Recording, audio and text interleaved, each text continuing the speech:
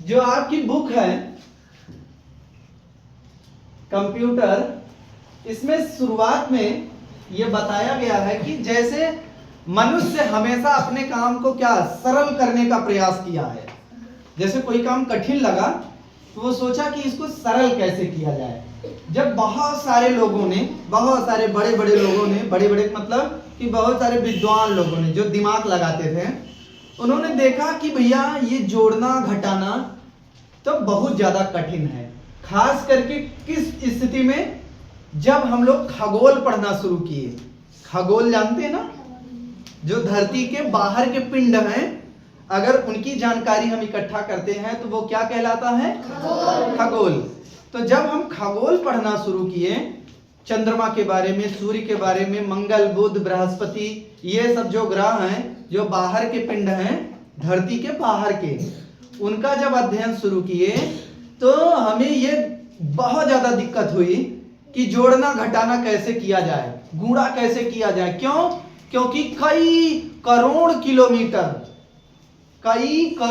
Kilometre वो वहां पर स्थित हैं।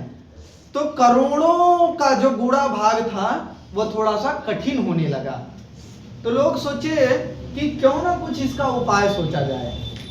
उपाय, और धीरे धीरे ऐसे मशीन, ऐसे डिवाइस इन्होंने बनाए जो आज का जो कंप्यूटर है वो वहीं से बनता हुआ आज जितना जो भी कर सकते हैं आप, जोड़ना, घटाना, गुणा करना, भाग करना ना, इनके साथ साथ और भी तमाम ऐसे काम हैं।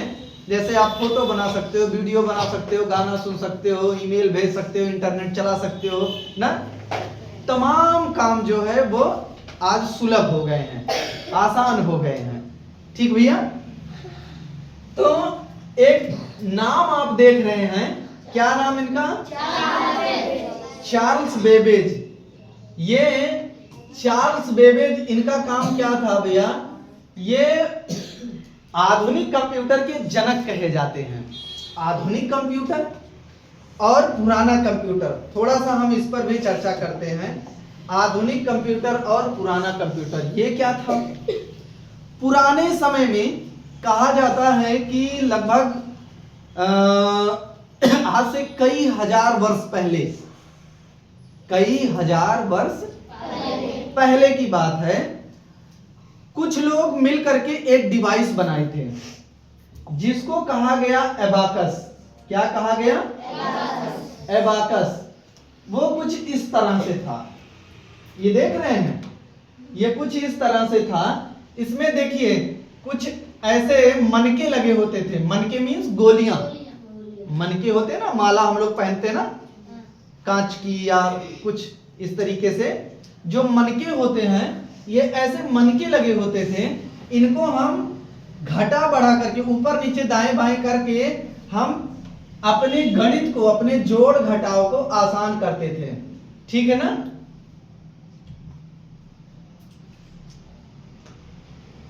ये देखिए, तो ये धीरे धीरे इसमें विकास हुआ और ये हमारे सामने अभी देखिए, आपकी बुक में भी ये छपा हुआ है। हाँ, क्या चीज? हाँ, छपा हुआ है। ये है अबाकस।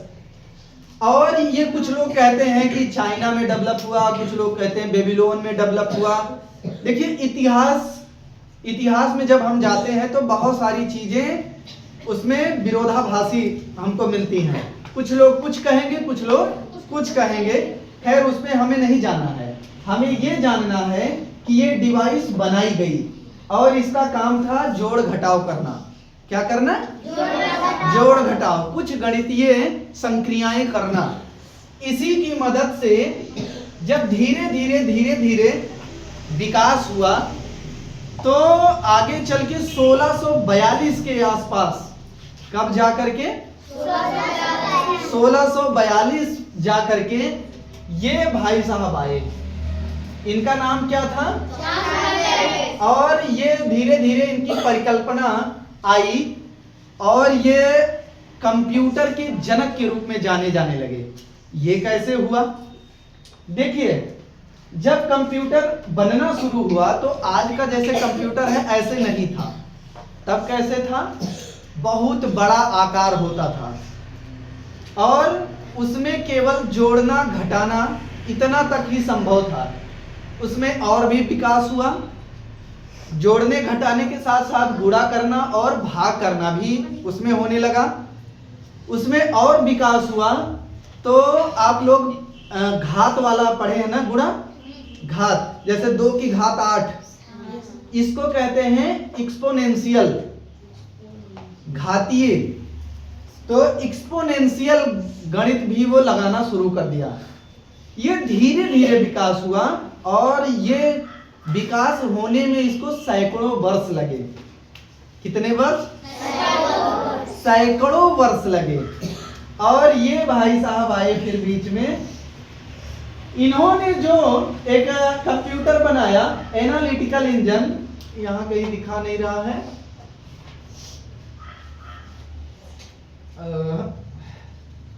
चलिए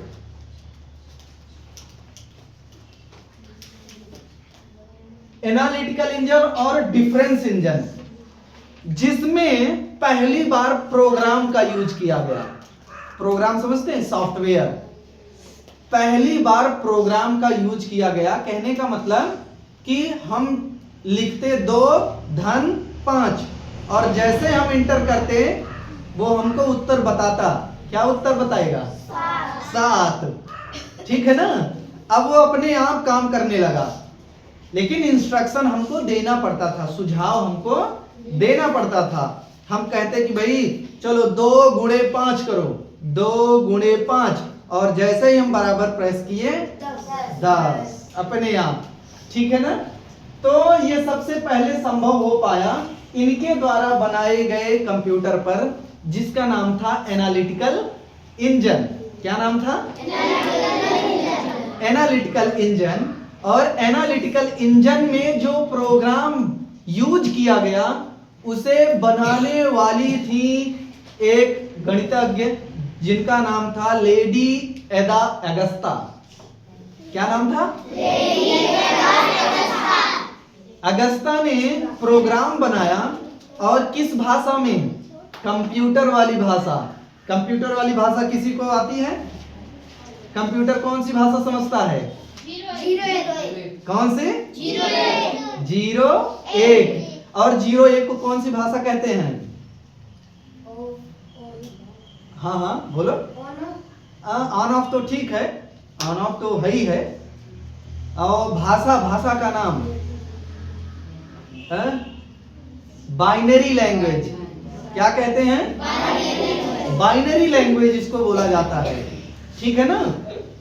बाइनरी या मशीन लैंग्वेज, ये कंप्यूटर ही इसको समझ पाता है।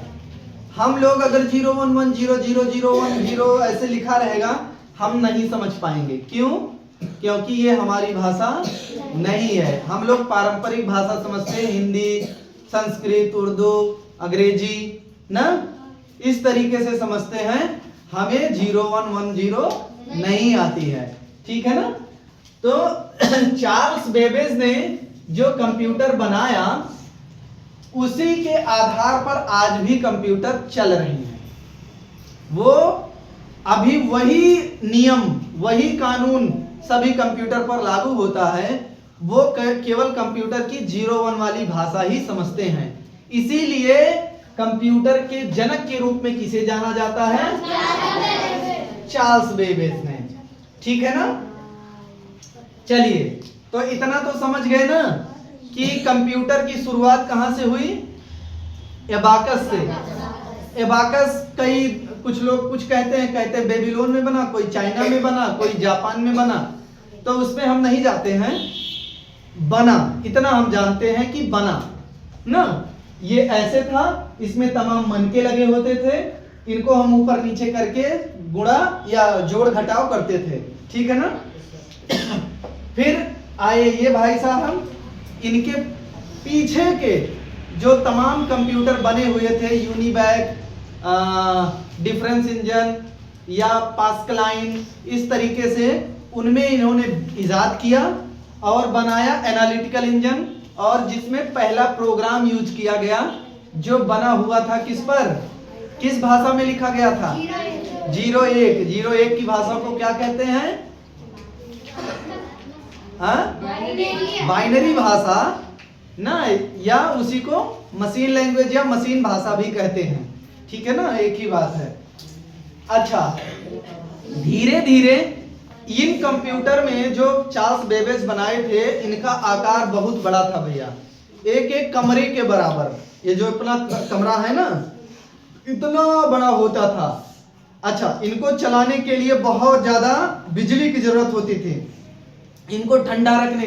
अच्छा, कोई चीज चलेगा तो उसमें गर्मी भी होगी, उसको ठंडा रखने के लिए कूलर लगते थे, एसी लगती थी। हाँ, तो धीरे धीरे ये सिस्टम बंद हुआ और उसमें तमाम इजाद हुआ। उसको छोटा करने का प्रयास किया गया और तेज करने का। तो पहला इसको पीढ़ियों में डिवाइड किया गया, जिससे कंप्यूटर हमारा थोड़ा सा तेज हुआ और उसमें डाटा को स्टोर करने की भी क्षमता हो गई कि कुछ देर के लिए डाटा को सुरक्षित वो रख सकता था। जैसे आप अपने फोन से फोटो खींचते हैं, क्या वो मोबाइल से उड़ जाती है? डिलीट होती है? नहीं। आप एक बार फोटो खींचते हैं और वो मोबाइल में सुरक्षित हो जाती है, चाहे मोबाइल 10 महीने बाद आप ओपन करिए तब भी वो मिलेगा ना। तो ये क्या है? ये सुरक्षित होना है। तो ऐसे पहले के भी कंप्यूटर में पहले सुरक्षित नहीं होता था, फिर धीरे धीरे सुरक्षित होना शुरू हुआ। ये सुरक्षित करने के लिए कई डिवाइस मार्क 1 के नाम से बनाई गई, जिसमें पंच कार्ड लगता था। फिर धीरे धीरे और भी तमाम इजाद हुआ। इनको पीढ़ियों में जैसे जैसे इनमें विकास हुआ, इनमें सुलभता के आधार पर, इनके कार्य करने की शैली के आधार पर, इसमें डाटा स्टोरेज की क्षमता के आधार पर इनको पीढ़ियों में बांटा गया। क्या किया गया? पीढ़ियों में बांटा गया। अब पीढ़ी क्या है? जरा पीढ़ी आप सोचिए। जैसे आपकी पीढ़ी यहीं कहीं रख दीजिए, वहीं रख दीजिए, हम ले लेंगे। पीढ़ी क्या होती है? जैसे हमारे उम्र के जो होंगे वो हमारी पीढ़ी है, हमारे ऊपर भी तो होंगे, हमारे पिताजी होंगे, वो दूसरी पीढ़ी, हमारे बाबा होंगे ना, वो तीसरी पीढ़ी, आपकी भी पीढ़ी है। ठीक है ना। इसको इंग्लिश में कहते हैं जनरेशन। क्या कहते हैं? जनरेशन। जैसे अब जनरेशन से समझिए, जो हमारे बाबा थे, बाबा हैं, वो मान लीजिए कैसे रहते थे? बिना उजाले के, लालटेन या ढिबरी जला करके ना। फिर धीरे धीरे हमारे जो पिताजी हैं, वो लोग गैस वाला देखे कि उजाला कर दो भाई गैस से ना। फिर लालटेन आ गई, उसमें शीशा उसा लग जाता था, थोड़ा सा बढ़िया हो गया। हम क्या देखे हैं? हम देखे हैं कि बल्ब, 10 रुपया वाला बल्ब देखे हैं। हाँ, 10 रुपया वाला बल्ब आता था, हाइलोजन एक रॉड आती थी ना, अभी भी आती है लेकिन वो यूज नहीं होती है। लेकिन आप CFL देखे हैं हम, CFL ना। आप लोग क्या देखते हैं? आप लोग क्या देखे हैं? अरे ये कौन सा बल्ब है? LED। वही तो हम कहना चाहते हैं ना। आप लोग क्या देख रहे हो? LED। अब वो 10 रुपए वाला कहीं दिखता है? शायद नहीं। क्यों? क्योंकि वो ज्यादा बिजली खर्च करता था, वो धीरे धीरे चलन से हट गया। किसी के यहाँ लालटेन भी जलती है? नहीं जलती है। क्यों? क्योंकि उसका चलन खत्म हो गया। अच्छा, किसी के यहाँ ढिबरी भी है? जलती है? नहीं जलती है। क्यों? क्योंकि तेल ही नहीं मिलता है ना। तो ढिबरी में तेल तो मिलता ही नहीं है, तो वो जलाने का कोई मतलब ही नहीं है। और धीरे धीरे ये विकास हुआ ना, प्रकाश को बढ़िया करने का ये विकास हुआ। और अभी तक तो बल्ब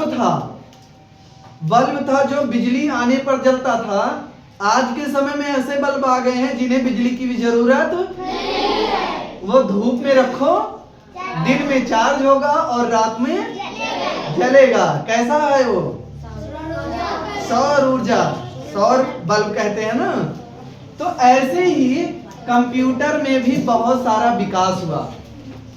कंप्यूटर में भी बहुत सारा विकास हुआ। जो प्रथम पीढ़ी, फर्स्ट जनरेशन कही गई, देखिए कहीं कहीं आपको ये समय अलग अलग मिलेगा, हम समय पर नहीं जाएंगे। कुछ लोग कहते हैं कि 1942 से शुरू हुआ, कुछ लोग कहते हैं 1946 से शुरू हुआ। आपकी बुक में देखिए 1945 लिखा हुआ है। तो ये नहीं पूछा जाता है कभी कि कब से शुरू हुआ, ये कभी नहीं पूछा जाता है। पूछा क्या जाएगा कि पहली जनरेशन में कौन सी तकनीक का उपयोग हुआ? निर्वात नली, इंग्लिश में इसको कहते हैं वैक्यूम ट्यूब। वैक्यूम ट्यूब, निर्वात नली क्या थी? ये छोटी छोटी नलियां होती थी जहां से डाटा ट्रांसफर होता था लाइट के रूप में, ठीक है ना। अच्छा, ये दिक्कतें इसमें क्या थी? निर्वात नली कहीं अगर कुछ ठोकर लग जाती है, टूट भी जाती थी, खराब भी होती थी, ठीक है ना। तो और भी विकास हुआ। फिर द्वितीय पीढ़ी के दूसरे सेकंड जनरेशन जब आई तो इसमें ट्रांजिस्टर्स का यूज किया गया।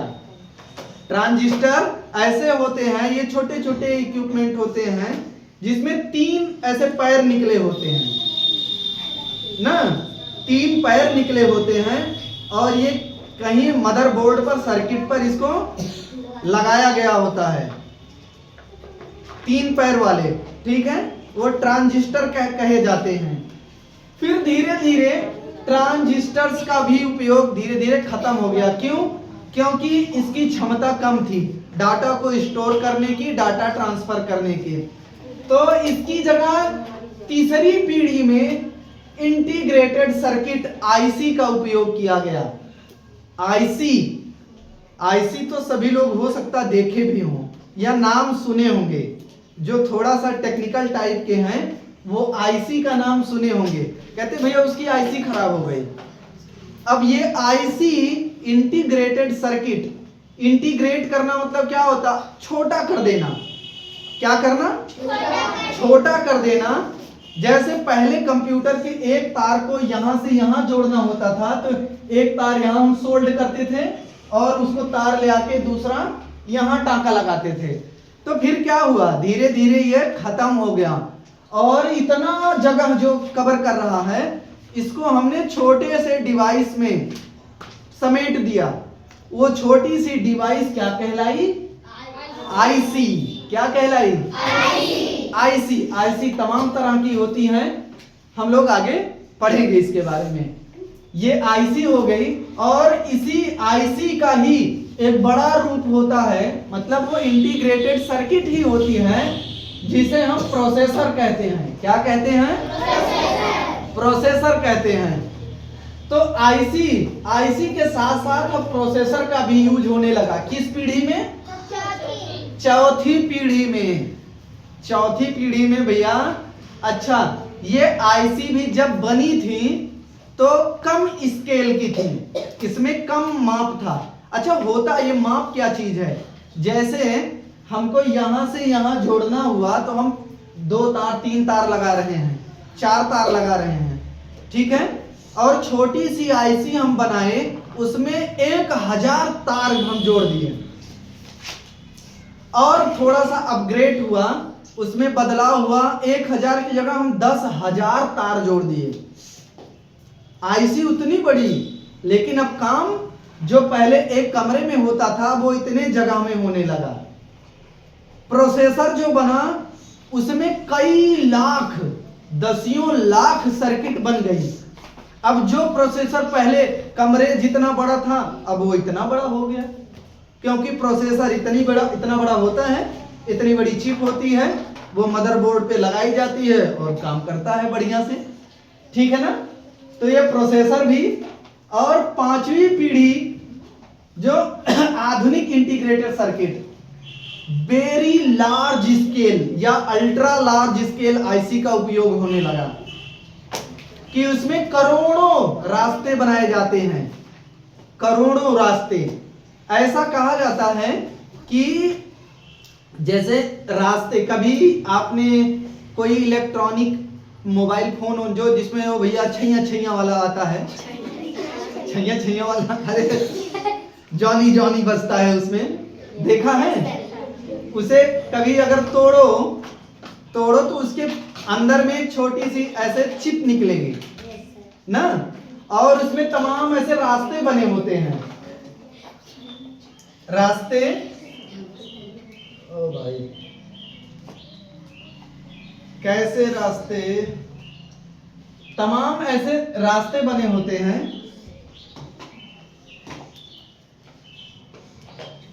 जैसे यहां से और यहां तक जोड़ना है तो कहीं ऐसे ऐसे आके जुड़ा होता है, बीच में कोई और भी लगा हुआ है, इसको भी जोड़ना है, यहां से कोई और जुड़ा हुआ है, ऐसे। अरे ये सांप गोजर नहीं है भैया, ऐसे हम बता रहे हैं कैसे जुड़ा होता है। तो ये जो जुड़ा होता है इसको कहते हैं पाथ, रास्ता, सर्किट, ठीक है ना? हिंदी में रास्ता, इंग्लिश में पाथ या सर्किट, ठीक है? इस कंपोनेंट को जोड़ने के लिए हमने यहां से यहां तक इसको तार से जोड़ा, लेकिन धीरे धीरे जब विकास हुआ तो ये तार वार हट गया, क्योंकि तार हमेशा कहीं हिल गया तो टूट गया, तो उसकी जगह पीवीसी का यूज किया गया और ये सर्किट उसी में जमा दिए गए अंदर अंदर, और वो मेटल के होते थे जिससे उसकी स्पीड भी तेज हो गई।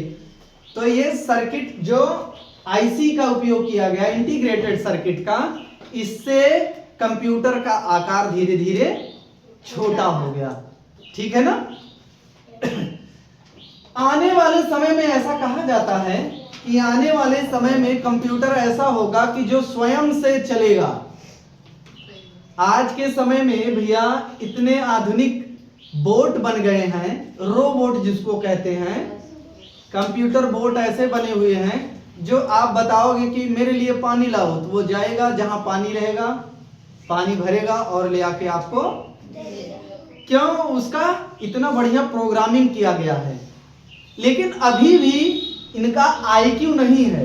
अगर मान लीजिए वो पानी गर्म है तो गर्म ही भर के लाएगा। जैसे हमने कहा, आपसे कहा कि भाई एक गिलास पानी पिला दो, तो आप क्या खौलता हुआ पानी लाओगे? आप तो समझ जाओगे ना कि सर को पीना है तो कैसा पानी चाहिए, तो थोड़ा सा ठंडा रहे, पीने योग्य रहे ना। लेकिन रोबोट है, उसको ये नहीं पता कि खौलता हुआ पानी की ठंडा पानी, वो तो जो मिलेगा वो भर के लाके पकड़ा दिया, क्योंकि उसका प्रोग्राम ऐसा किया गया है। तो अभी कंप्यूटर जो भी रोबोट ऐसे बनाए जा रहे हैं उनका अपना कोई आईक्यू नहीं है, तो आईक्यू के बगैर वो काम नहीं करते हैं, सॉरी प्रोग्राम के बगैर काम नहीं करते हैं, उनका अपना आईक्यू नहीं होता है, ठीक है? कंप्यूटर के प्रकार, अब देखिए हम लोग इतना समझ गए, अब आगे हम लोग चलते हैं।